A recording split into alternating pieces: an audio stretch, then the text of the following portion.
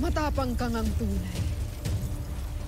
Ngunit ano ang iyong kaibahan sa iyong mga kapatid na aking nilagasan na ng kapangyarihan? Sa episode ng Encantadia Chronicles Sangre, napasakamay na rin ni Kera Mitena ang brilyante ng apoy ni Sangre Pirena. Dahil dyan, hawak na niya ang 4 na makapangyarihang brilyante.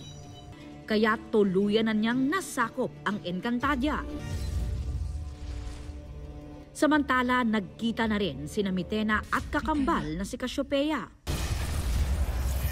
Pero ang paghingi ng tawad, hindi umubra sa malupit na Kera. Ikinulong din niya si Cassiopeia at ginawang bihag sa Miniave. Bihag na rin niya sina Alena, Armea at Danaya. Ang heartbreaking scenes na yan, ginawa naman ng funny memes.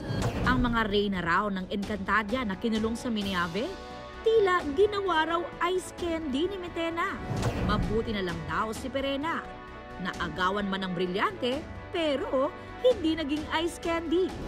Pero ang ilang Rastro fans ni Glyza De Castro at Rian Ramos, nakuha pa silang tuksuhin.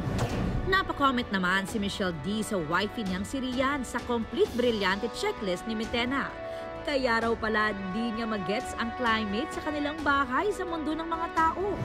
At dahil nag-avisalang maiste na siya as Cassandra, nag-post din siya ng meme ng 2 versions ng top 5 announcement from Miss Universe 2023.